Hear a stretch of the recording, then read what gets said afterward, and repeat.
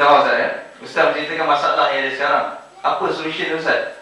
Nanti ya, you bagi saya peluang saya bercakap. Saya bagi dulu laluan. Kalau you pun nak cakap, sama saya bagi you cakap. Revolusi ini pun kena dilantik melalui demokrasi juga. Yang berkualiti, okey, tak apa. Balik kepada masalah zakat, masalah murtad. Apabila yang berlaku murtad, timbul isu. Apa penyelesaiannya? Ambil tindakan. Ini penyelesaian yang paling, saya kata, paling lemah. Bayangkan apabila satu orang murtad, dia tak percaya pada Islam. Apa yang ada dalam pemikiran sebahagian orang Islam, jangan benarkan dia murtad. Caranya, jangan benarkan dia tukar kad pengenalannya. Bayangkan kalau kita ada setengah orang dakwah, saya tak percaya dakwah itu, 250,000 orang murtad. IC-nya Islam, tak boleh tukar. Tapi dia tak percaya pada Islam. Dia pinang anak kita. Saya bukan kata boleh, tapi penyelesaian undang-undang sangat tidak praktikal. Sepatutnya apa yang perlu digunakan, apa yang perlu digunakan adalah semua kita ada zakat, kita ada apa, bab mu'allaf umpamanya. Bab mu'allaf, siapa yang baca Dr. Yusuf Al-Qaradawi dan terjemah buku dia, mu'allaf dalam Islam ni ramai. Orang yang nak masuk Islam, dah masuk Islam, kemungkinan masuk Islam boleh diberi.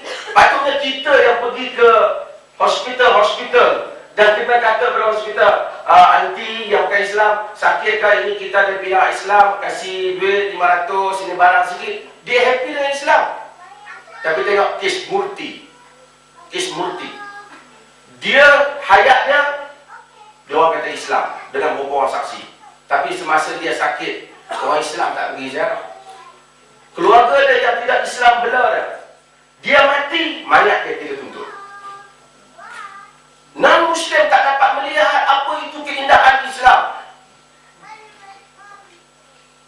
Dan Muslim yang terbuka, mula, kita tahu sekarang pengaruh etis, pengaruh agnostik,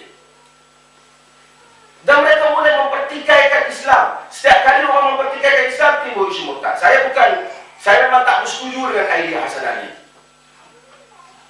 Promote benda ni berlebih-lebihan. Hakikat yang berlaku masalah murtad bukan masalah Kristian. Masalah kita tak dijaga. Kita ada perlembagaan, ada kuasa, ada zakat, ada macam-macam. Tiba-tiba kita bising, tengok orang kita murtad. Saya juga ingat orang Kristian dengan Buddha akan susah hati, makin ramai orang mereka masuk Islam. Sebab segala kemampuan ada di pihak kita. Maka ini membabitkan soal penyalahgunaan kemakinisme yang ada dalam kalangan umat Islam untuk hal ini. Sebab ini semua kursi ulat.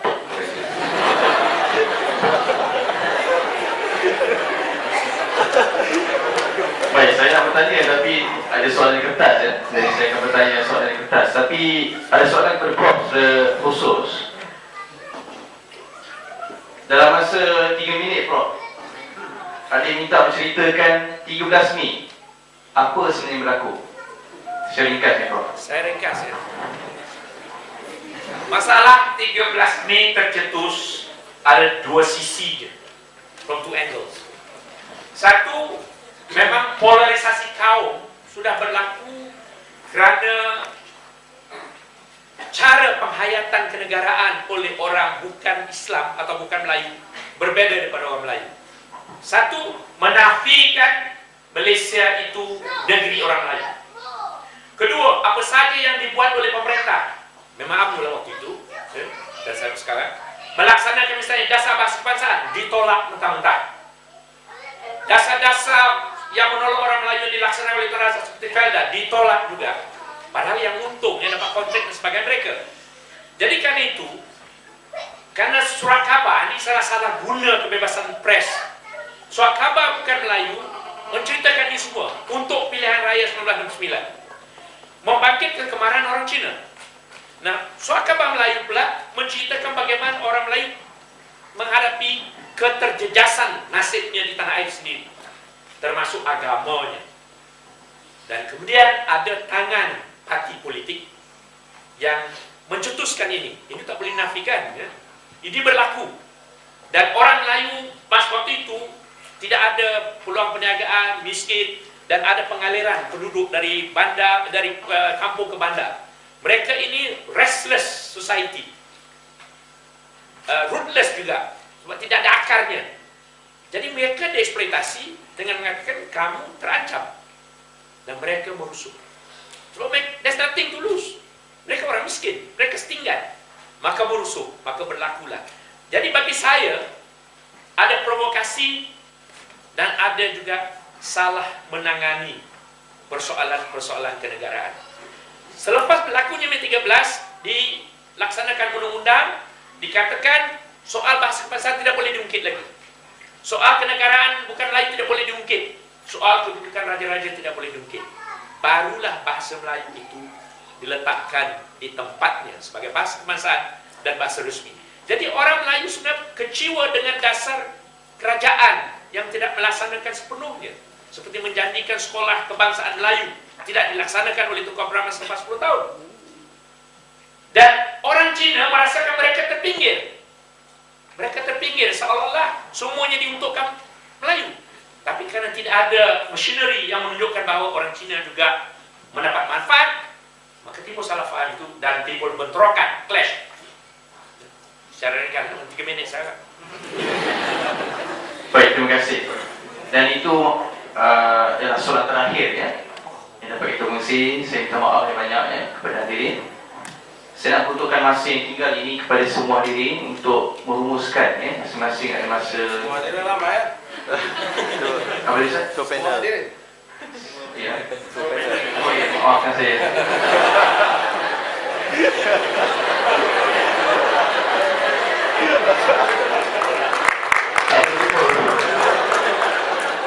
Baik, saya dengan Ustaz dari dulu, ya, 1.5 minit untuk rumuskan program kita pada hari ini. Dipersilakan Ustaz.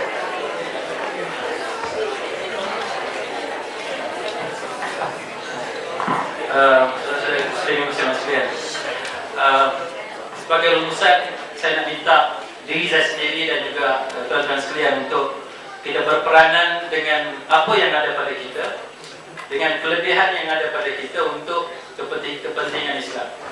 Bagi sesiapa yang mempunyai skill pidato, gunakan pidato, kemampuan berpidato untuk menunjukkan kehebatan Islam, meyakinkan orang kepada Islam, tarik orang kepada Islam.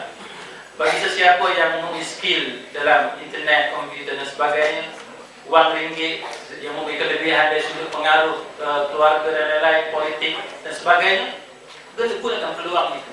Jangan sekali-kali kita bercakap menyebabkan orang merasa sangsi kepada Islam. Sebaliknya kita bercakap tarik manusia kepada meyakini ajaran Islam, bagaimana beberapa contoh yang telah saya sebutkan sebentar tadi. Percayalah, apa yang ada dalam Al-Quran dan Hadis itu, jikalau kita menggunakan acuan yang betul sebagaimana yang ditetapkan, dia akan memberikan hasil sebagaimana yang dikehendaki.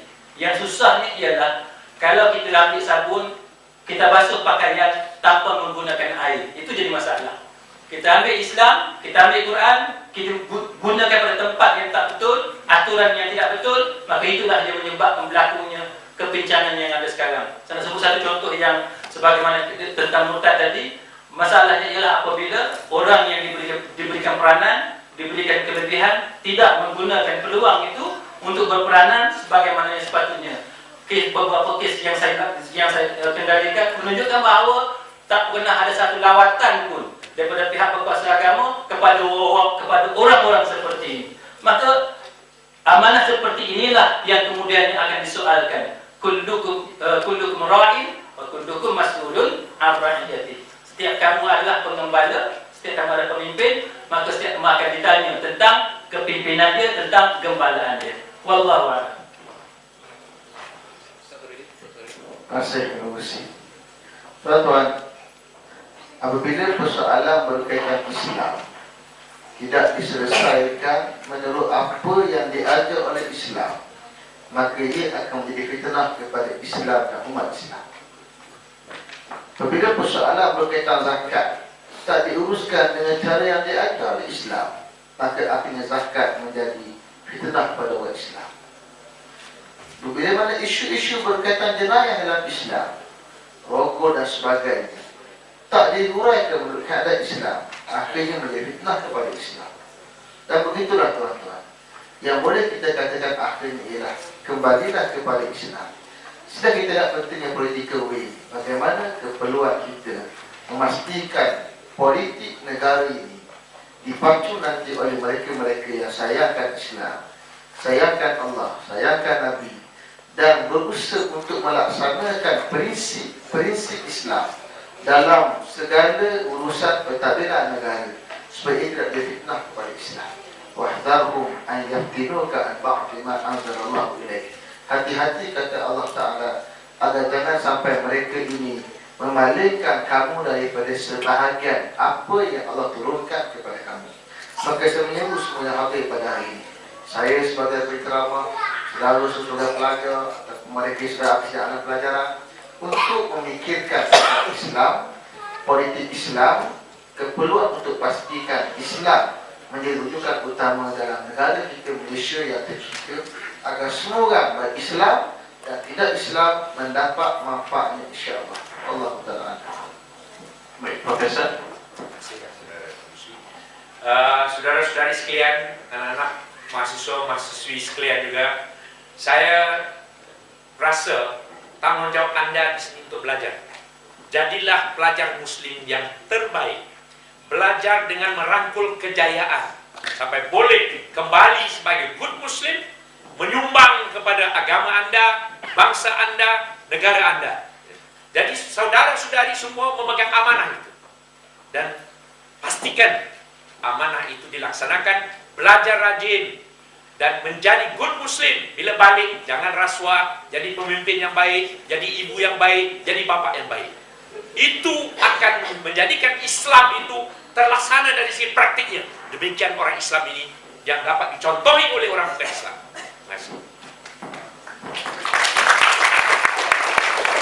Terima kasih Musi. Saya setuju dengan semua yang disebut oleh panel. Cuma saya nak tanya, adakah kebanyakan saudara semua boleh mengundi? Yang boleh mengundi. Okey, undilah kan. Pastikan saudara layak. Tapi saya nak sebut dua perkara saya rasa. Ini benda yang praktikal. Pertama, kalau kita ingin lihat perubahan, kita mesti buat sesuatu. Pasal banyak cara boleh berubah, tapi pilihan raya salah satunya. Saya tidak berkempen untuk mana-mana parti, tapi saya rasa perlu perubahan yang membolehkan ada nafas baru untuk kita membaiki kelemahan. Kedua, kita juga mesti pastikan tidak ada orang yang menang terlalu banyak dalam pilihan raya, sehingga dia sangat berkuasa dan dia jadi tidak entang ataupun tidak indah lagi apa yang rakyat kata. Sebahagian besar nikmat yang kita nikmati pada musim ini, di mana kerajaan bagi apa yang rakyat minta dan berusaha memenuhinya, ialah kerana mereka telah hilang 2/3. Dan itulah rahmat Tuhan kepada mereka dan juga kepada kita. Dan ini saya rasa kita kena berfikir, ramai di kalangan para pelajar ini tak tahu apa yang berlaku dalam negara dia. Kita mesti tahu, mesti peka, mesti menjadi ejen perubahan, mesti berusaha untuk merubah apa yang buruk kepada apa yang lebih baik. Dan kita mestilah berintikad dan berusaha perubahan itu kerana Allah Subhanahu Wa Taala, dan kita mengharapkan Allah mewujudkan sebuah negara contoh bagi umat Islam Malaysia, walaupun kita sebenarnya tidaklah sepenuhnya orang Islam dalam negara kita. Terima kasih banyak. Minta maaf Musi, saya berbual dengan dia. He is good Musi actually.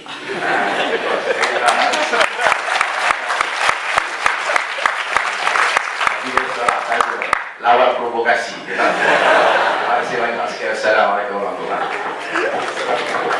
Baik, terima kasih kepada kuartet penceramah kita pada hari ini, dan terima kasih kepada semua yang sudah mendengar. Saya sendiri mengucapkan jutaan terima kasih dan maaf kepada semua kuartet penceramah kita dan semua hadirin ini atas kesilapan kekurangan saya sepanjang mengendalikan majlis pada hari ini.